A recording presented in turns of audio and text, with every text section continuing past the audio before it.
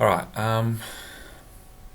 we've got a spring, 2 kg mass attached to it. There's someone holding it up, and they slowly lower it down until it's stretched out, and it doesn't move at this point. It's extended by that stage by 0.4.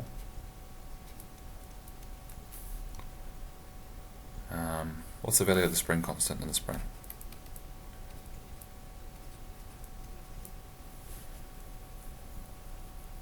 Alright, the formula is force equals, this is Hooke's law, force equals K change in X. So K equals force over the extension. The force is 2 kg, so 2 kg is 20 newtons.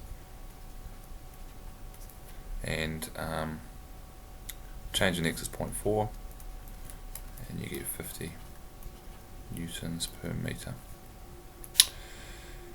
Some of you are saying, well, hang on a minute, on my formula sheet I've got F equals negative K change in X. Doesn't that mean I get a negative answer when I rearrange the formula? I get negative 50. It's because when this has been stretched out, you've got to look at the forces that are on this. So there's the weight force down, gravity, which is 20 newtons, and this isn't moving, so there must be an equal and opposite force upwards of 20 newtons. And that equal and opposite force upwards is provided by the spring. Now that goes in the opposite direction as the weight force down. So that's what cancels out with the negative, because the force here says, that negative says, it pulls back against the thing that's pulling it down. And in this case, because it's going the opposite direction, then the negative cancels out. So really you've got negative 20 equals negative K change in X. And then the negatives cancel. And you get K still equals 50.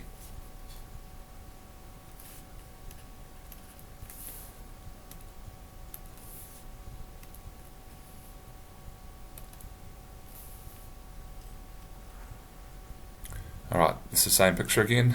Question 14, what's the difference in the magnitude of the total energy between figure A and figure B? Alright, so up here, before it's let go, what sort of energy does it have? It has gravitational potential energy. And here they gently lower it down, and it stops moving, so down here it's got spring potential energy. Let's work out what they are at each, and then we'll see what the difference is. So the gravitational potential energy in A is equal to mgh, which is equal to 2 kgs times 10, and how high is it? It's 0.4. And 2 equals 8 joules. Alright, when it's down below, it has spring potential energy, which is equal to half k x squared, which is a half times the 50 we worked out before, and x squared is 0.4 squared, and that equals 4 joules. So at the top it had 8 joules of energy, at the bottom it's got 4 joules of energy. So the difference is 8 minus 4 equals 4 joules.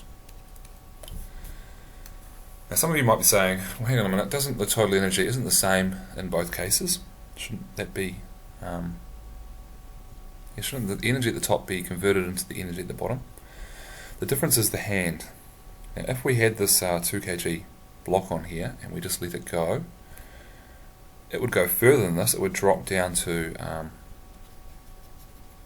maybe down to here before it stopped, and then it would bounce up to here,